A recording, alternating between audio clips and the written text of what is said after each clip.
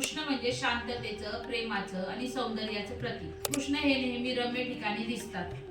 कृष्ण हे राधा, गोपी, गोप, गाई यांच्यामध्ये नेहमी असतात. त्यांनी रंगीबिरंगी वस्त्र परिधान केलेली असतात आणि त्यांच्या हातामध्ये बासुरी असते. त्यांनी सुगंधी फुलांची माळ परिधान केलेली असतात आणि ते अत्यंत आकर्षक असे दिसतात. तर दुसरीकडे काली ही स्मशानभूमीमध्ये राहते, भीषण वातावरणामध्ये राहते. तिच्या गळ्यामध्ये मुंडाची माळा असते, तर हातामध्ये घातक असे शस्त्र असतात. हातामध्ये रक्ताने भरलेला प्याला असतो. अशी ही काली उग्र स्वरूपाची उग्र रूपामध्ये दिसते. इतर परंपरांमध्ये स्मशान आणि मृतदेह यांना अपवित्र मानले जातात. तर कालीला स्मशानवासिनी म्हणतात आणि तिने गळ्यामध्ये मुंड्यांची माळा धारण केलेली असते. अशी तुलना करत गेले तर कृष्ण आणि काली यांना एकत्र आणणं अशक्यच वाटतं. कृष्ण लीलेमध्ये एक रोचक अशी कथा आहे की ज्यामध्ये कृष्णाने कालीचे रूप धारण केले होते. व्रजमध्ये रोज रात्री कृष्ण बासुरी वाजवत असे आणि राधा त्यांना भेटण्यासाठी घरामधून निसटत असे.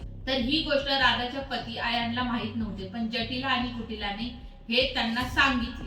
आयान रागाने पेटून राधाला पकडायला निघाला. ही गोष्ट कृष्णाला आधीच माहित होते. तेव्हा राधा जेव्हा कृष्णाला भेटण्यासाठी आले तर कृष्णाने राधाला सांगितले की तू फुलं आणि फळं गोळा कर आणि पूजा केल्यासारखं दाखव. राधाने तसंच केलं आणि मग काय झाले की कृष्णाने स्वतःच कालीचे रूप धारण केले आणि त्याच वेळेस आयान तिथे आला आणि त्यांनी पाहिलं त्यावेळेस राधा ही कालीची पूजा करत होती असं त्यांनी पाहिलं.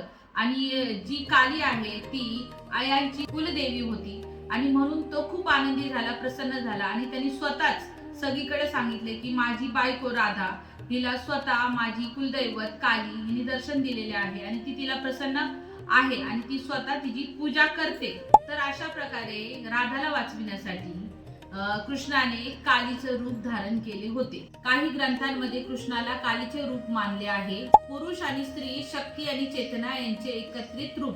तर तुम्हाला कृष्ण कालीची कथा कशी वाटली ती कमेंट मध्ये नक्की सांगा आणि आणखीन ही नवीन नवीन व्हिडिओ मी तुमच्यापर्यंत देवीचे, देवतांचे आणत राहील. बोलता मांडरच्या काळूबाईच्या नावानं चांग भला.